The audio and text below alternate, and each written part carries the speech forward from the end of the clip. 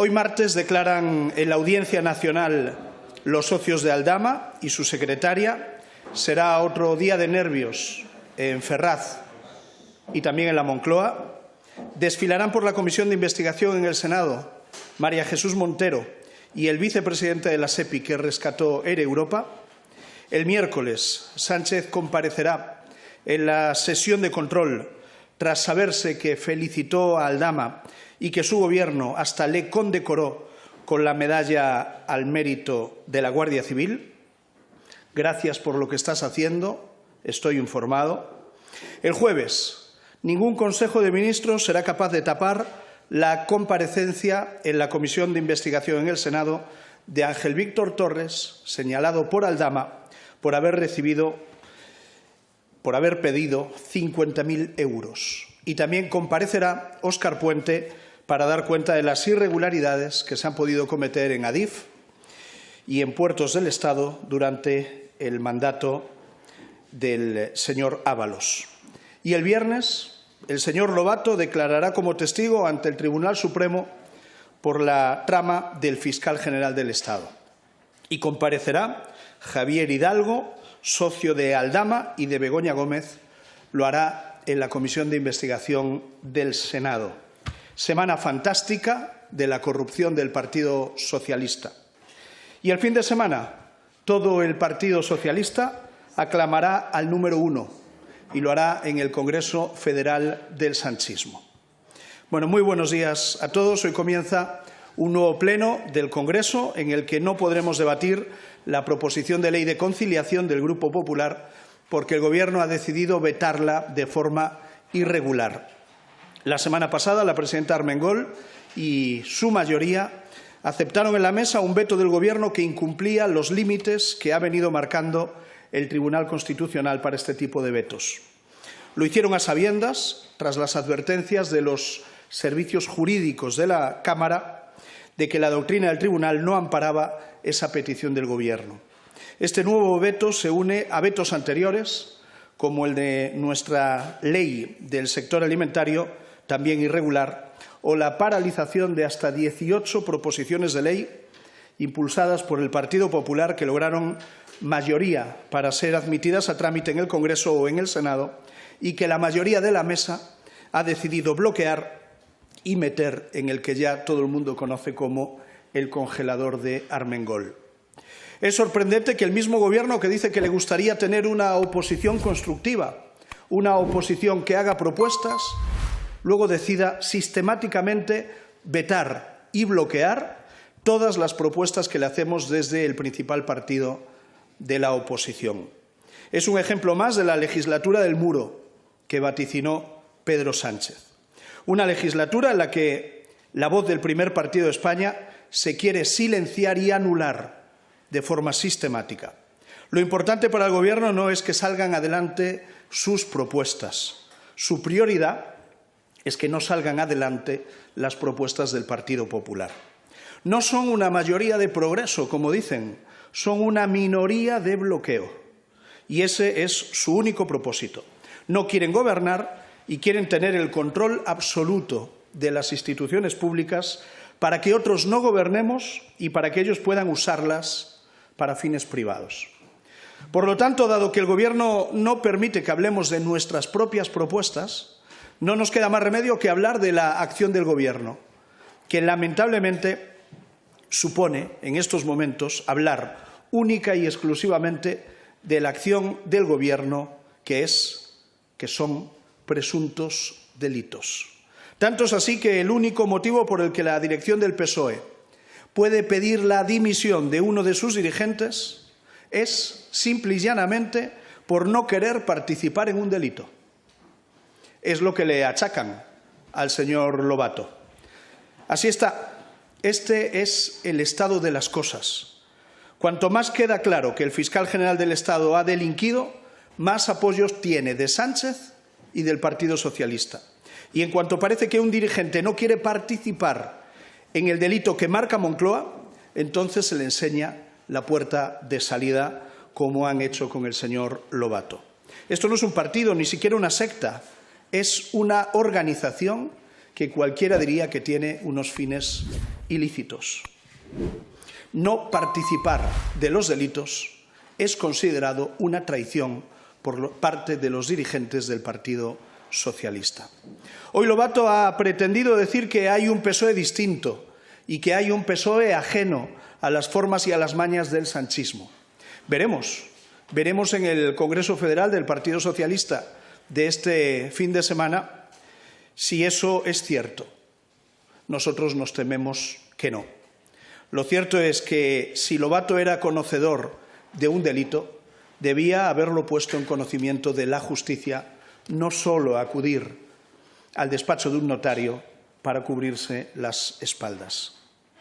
Veremos ahora cuánto tarda en saltar en algún medio afín al Gobierno alguna noticia sobre asuntos penales o fiscales del propio Lobato, porque así se las gastan, porque lo que ahora tenemos claro es que esto funciona así en el Partido Socialista de Pedro Sánchez.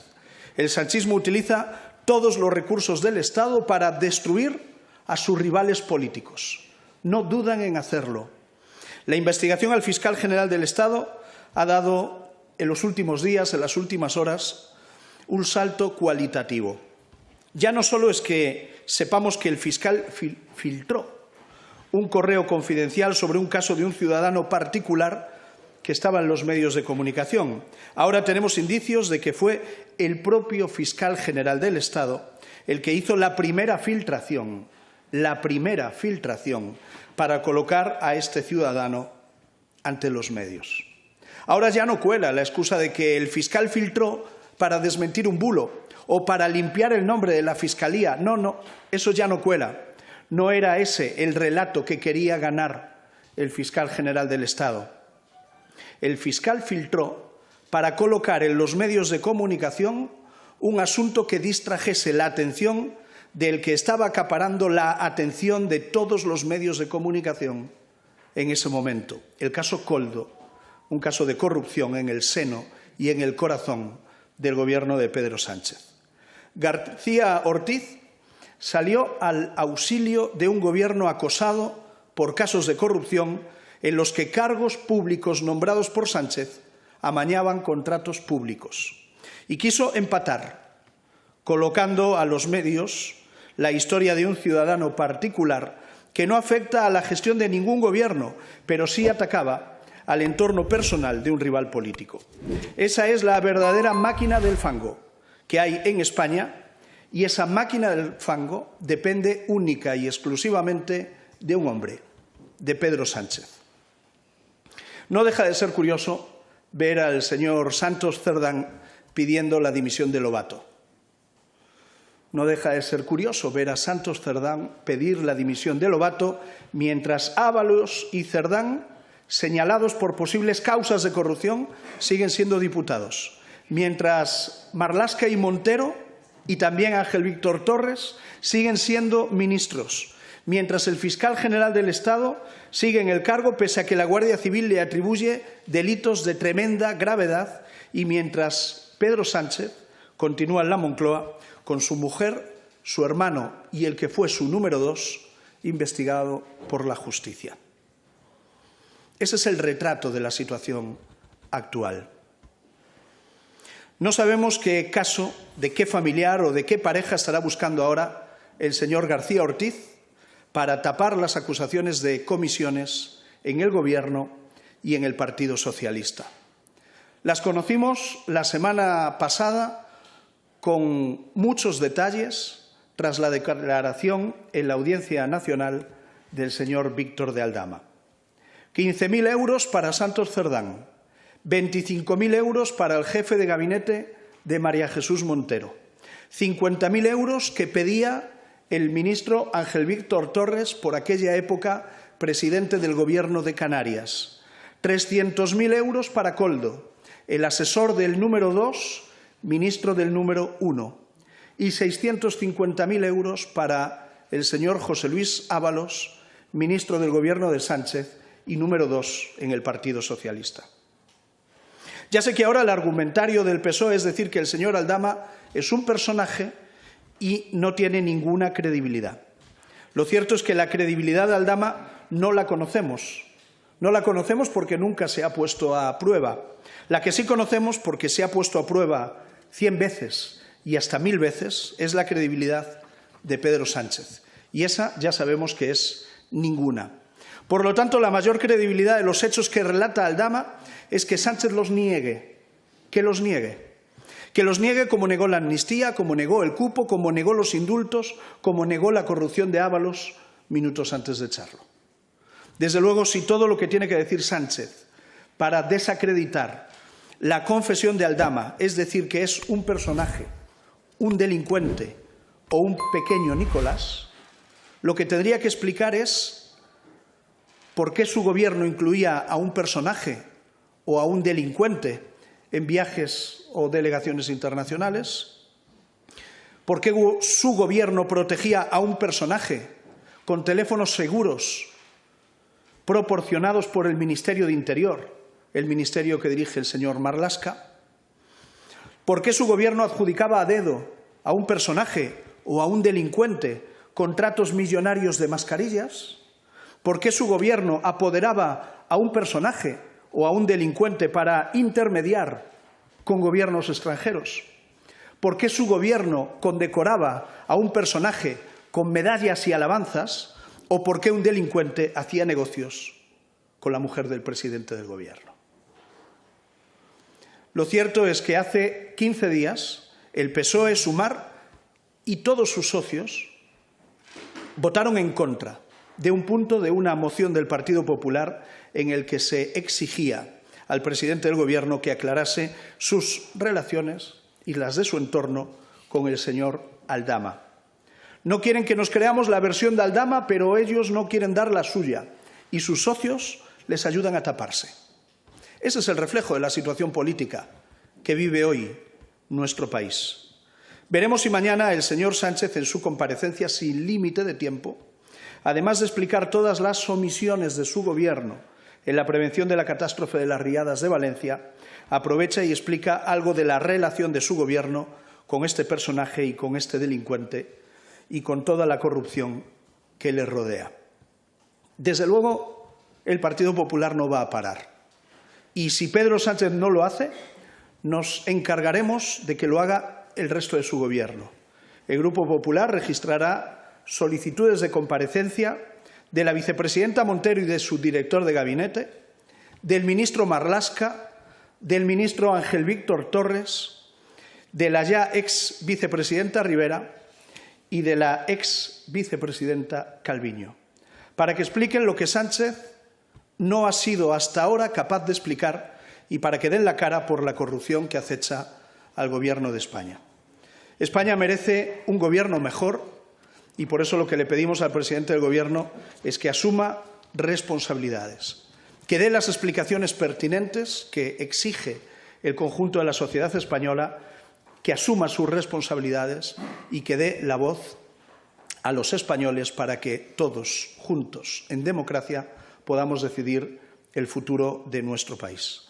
Por mi parte nada más y quedo a vuestra disposición para contestar a las preguntas que podamos contestar en el tiempo que nos queda. Gracias.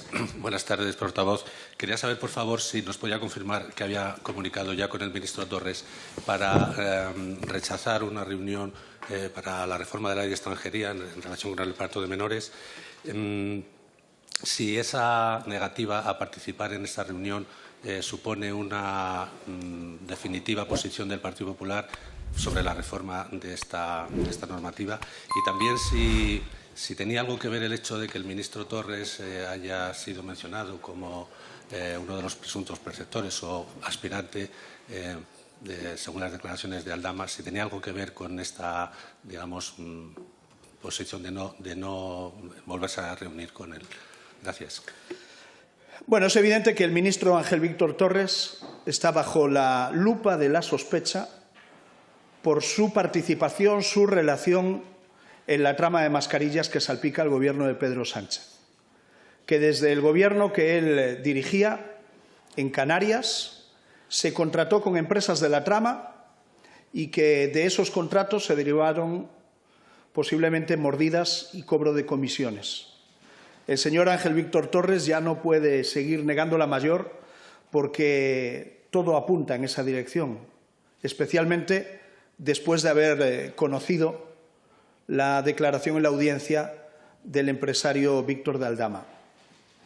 Ángel Víctor Torres debería explicar por qué le pidió a ese empresario 50.000 euros, a cambio de qué hizo él por las empresas de la trama, y creo que lo honesto sería que fuese capaz de disipar todas las dudas que se ciernen sobre su persona. Como saben, nosotros manteníamos reuniones de trabajo con el Gobierno de España y con el Gobierno canario en la búsqueda de soluciones para atender a los menores extranjeros no acompañados que llegan a las costas de Canarias en una situación clara de desatención. Nosotros reclamamos al Gobierno de España una política migratoria seria que nos equiparase al resto de países de nuestro entorno, porque lo cierto es que si Italia o Grecia han sido capaces de frenar la inmigración ilegal, España también podría estar haciéndolo. Sin embargo, España no lo hace. Cuando nosotros nos levantamos de esas mesas de negociación, lo hicimos después de conocer, a través de declaraciones del propio Ángel Víctor Torres, que pese al ofrecimiento de la Comisión Europea de establecer un sistema europeo y voluntario de reparto de menores con países de nuestro entorno, que España rechazaba esa posibilidad. Y lo hicimos tras conocer que el Gobierno de España tampoco estaba dispuesto a que Frontex vigilase las aguas territoriales de Canarias para evitar la inmigración ilegal. Desde el Partido Popular estamos a favor de la inmigración regular, porque España necesita esa inmigración regular, la legal. Estamos en contra de la inmigración ilegal, de la que se aprovechan mafias internacionales que trafican con personas y que además ponen sus vidas en peligro. Las comunidades autónomas han demostrado con el Gobierno de Canarias mucha más responsabilidad y solidaridad de la que tiene el Gobierno de Pedro Sánchez. Nosotros le exigimos al Gobierno que cambiase su postura, que reclamase en Europa el establecimiento de ese sistema solidario y voluntario de reparto de menores con los países de nuestro entorno y que reclamase y autorizase la operación de Frontex sobre las aguas canarias. 40 días después de haber solicitado eso, Ángel Víctor Torres nos vuelve a convocar a una reunión mostrando una carta remitida desde su ministerio a la presidenta de la Comisión, a Ursula von der Leyen, en la que básicamente se decía que España lo estaba haciendo muy bien, que España no pretendía cambiar su política migratoria y en la que no quedaba meridianamente claro las dos peticiones que nosotros le habíamos hecho. Si el Gobierno de España quiere un acuerdo con el Partido Popular sobre política migratoria y sobre atención a los menores extranjeros no acompañados que llegan a las costas de nuestro país, ya lo tiene. Solo tiene que estampar Pedro Sánchez su firma bajo el texto firmado por Alberto Núñez Feijóo en representación de 12 comunidades autónomas y 2 gobiernos autónomos, es decir, 14 gobiernos territoriales y el Gobierno de Canarias. Si el Gobierno quiere un acuerdo sobre política migratoria, ya lo tiene, solo tiene que firmarlo. Y, por lo tanto, nosotros lo que le pedimos a Ángel Víctor Torres es que se ponga a trabajar de una vez, que ha dedicado todo su tiempo y todos sus esfuerzos en intentar emponzoñar las relaciones de los 2 socios que conforman el Gobierno de Canarias. Lo suyo son otras cosas. Y me temo que Ángel Víctor Torres, para no dar explicaciones sobre el caso de corrupción que le persigue, quiere una foto con el Partido Popular. Que se pongan a trabajar porque las comunidades autónomas han demostrado mucha más solidaridad con el Gobierno de Canarias que el Gobierno de Pedro Sánchez, del que forma parte Ángel Víctor Torres.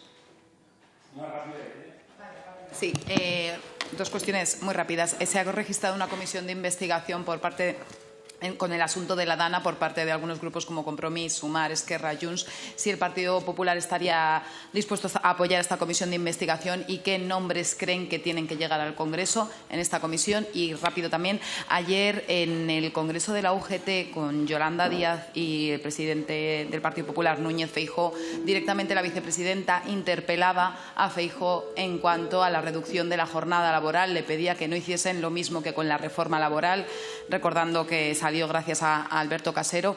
En este caso, ahora mismo, el Partido Popular estaría dispuesto, cuando llegue aquí al Congreso, porque la norma ya está empezando a hacerse, a apoyar la reducción de la jornada laboral. Gracias.